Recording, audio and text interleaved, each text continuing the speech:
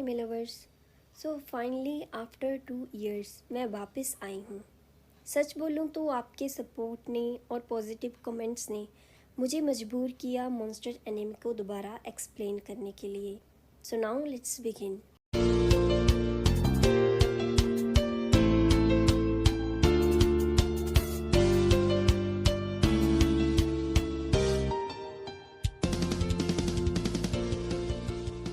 तो एपिसोड 19 की स्टार्टिंग में हमें दिखाया जाता है एक डॉक्टर को जिनका नाम है डॉक्टर रूडी, और वो एक सीरियल मर्डरर के साथ क्वेश्चन कर रहे होते हैं। और डॉक्टर रूडी कौन है वो आपको आगे पता चल जाएगा, so have some patience. Doctor बताता है कि उसकी वाइफ उसे छोड़कर चली गई क्योंकि मैंने उसे अटेंशन नहीं दी। उसने बोला था कि तुम एक कलेक्टर हो जो लोगों के दिलों में झांकते हो, और वो ये सब कुछ उस सीरियल मर्डरर को बता रहा होता है। डॉक्टर उस किलर को बोलता है, मेरा जो ये टैलेंट है लोगों के दिलों की गहराइयों में झांकने वाला, उसमें मेरे गिरने का रिस्क भी बहुत है। फिर डॉक्टर उस किलर से उसके मर्डरर्स के बारे में पूछता है। वो सिर्फ मर्डर्स ही नहीं करता था बट वो लड़कियों को सेक्सुअली असॉल्ट भी किया करता था। उसने टोटल 12 मर्डर्स किए थे, जिनमें से उसने 11 को सेक्सुअली असॉल्ट किया था। और डॉक्टर रूडी उससे यही पूछ रहा था बट वो सिर्फ 12th मर्डर की ही बात करना चाहता था। और उस विक्टिम का नाम था हैना केम्प। ये नाम ज़रूर याद रखना, आगे काम आएगा। फिर हमें उस मर्डर के बारे में बताया जाता है कि वो सिर्फ 16 to 18 ईयर्स की गर्ल्स को ही चूज़ करता है और ये सब सेक्सुअल मर्डर्स हैं। बट उसकी 12th विक्टिम के साथ उसने कुछ नहीं किया होता और उसकी एज 52 ईयर्स ओल्ड है। और डॉक्टर रूडी बताते हैं कि वो किलर बोलता है कि उसने ये सब अपने फ्रेंड की रिक्वेस्ट पे किया है। और तभी हमें दिखाया जाता है कि डॉक्टर टेन्मा डॉक्टर रूडी से मिलने के लिए आते हैं। वो जोहान का वही मैसेज लेकर डॉक्टर रूडी के पास आए थे। डॉक्टर रूडी अपने पास्ट की बातें करने लग जाते हैं क्योंकि डॉक्टर टेन्मा और डॉक्टर रूडी दोनों ही कॉलेज कोलीग थे।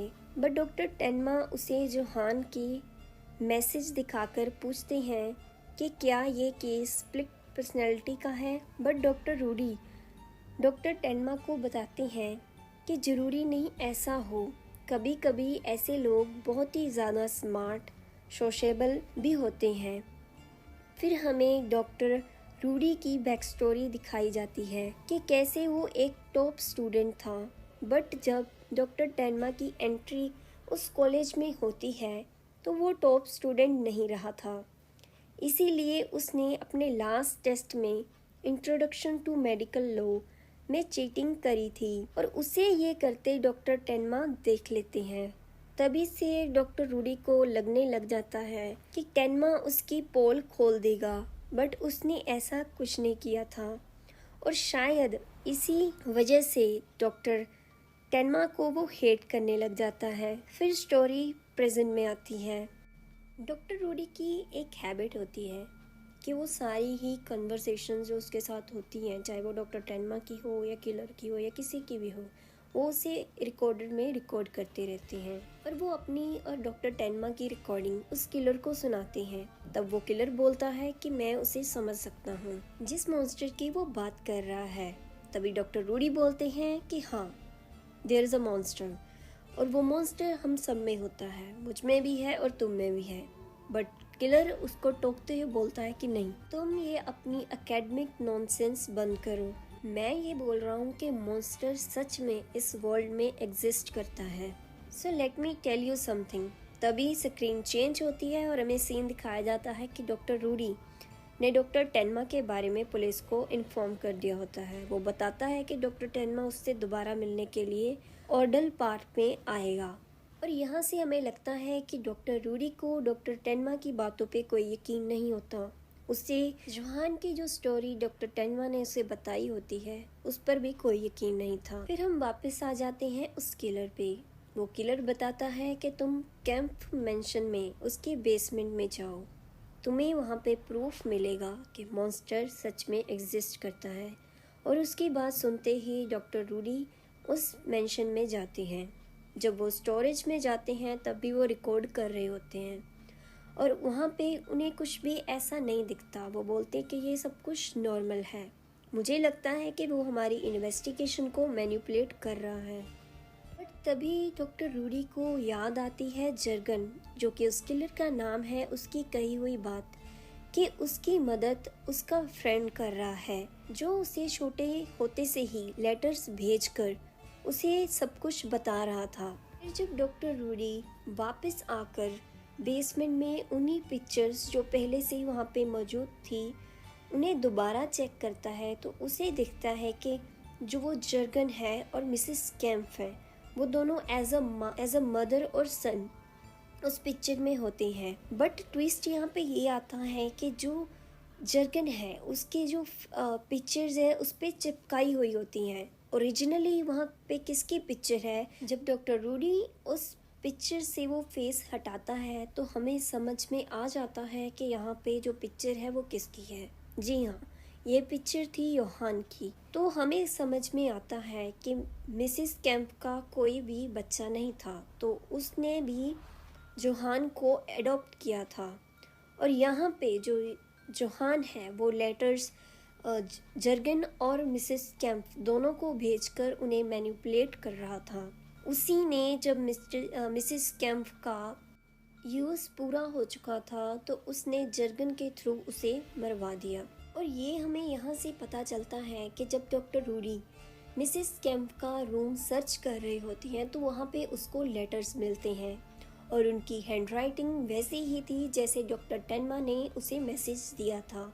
तो वो समझ जाते हैं कि डॉक्टर टेनमा झूठ नहीं बोल रहे थे और इन सब के पीछे जोहान का ही हाथ है। और असल में जिस मॉन्स्टर की बात जर्गन कर रहा होता है वो हमें मिल जाता है जोहान के रूप में।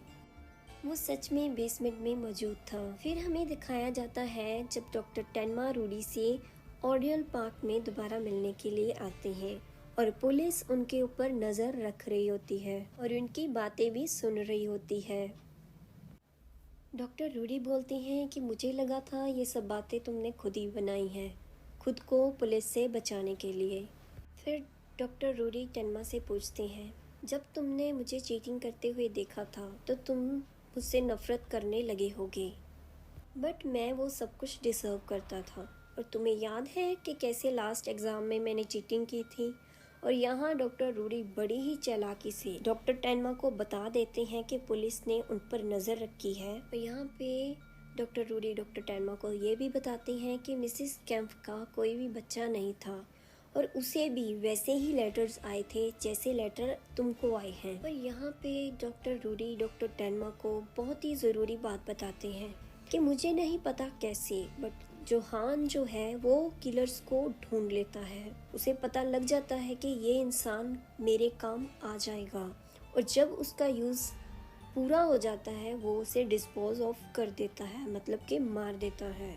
और वो उन्हें आइसोलेट और कंट्रोल और मैनिपुलेट भी करता है अपने ही अकॉर्डिंग। और मैंने ये फाइंड आउट किया है कि योहान ने अपनी एडोलेसेंस के बाद अपने फोस्टर पेरेंट्स को नहीं मारा है। और मुझे लगता है वो इसलिए कि योहान ने अब अपनी एक आइडियल फैमिली ढूंढ ली है और वो उसी में घुल मिल चुका है। या हम बोल सकते हैं कि उसका उनको ना मारने के पीछे कोई मकसद या कोई रीज़न ज़रूर होगा। और जितने भी पिछले फोस्टर पेरेंट्स को उसने मारा है उससे उसने अपना पास्ट जो है वो इरेज कर दिया है। तो वो बोलते हैं कि क्या इसके पीछे कोई स्पेसिफिक रीज़न है। और ऐसे ही बातें करते करते बड़ी ही चालाकी से डॉक्टर रूडी ने डॉक्टर टेनमा को पुलिस से दूर कर दिया होता है। वो उसे टिकट देता है बस की और बोलता है कि तुम इनोसेंट हो और मेरे सारे गिले शिकवे तुमसे दूर हो चुके हैं। और डॉक्टर टेनमा भी जाते जाते उसे बोलते हैं कि कभी भी मैंने तुम्हारे बारे में बुरा नहीं सोचा था, उस दिन तुम नहीं मैं भी चीटिंग कर ही रहा था। और यहाँ पे ही हमारा ये एपिसोड एंड हो जाता है। मुझे लगता है कि आपको ये एपिसोड पसंद आएगा। मैंने अपने 2 साल के गैप का भी रीज़न आपको एक शॉर्ट वीडियो में बता दिया है। तो अब मिलते हैं नेक्स्ट एपिसोड में। Take care and bye bye. Don't forget to like, share and subscribe.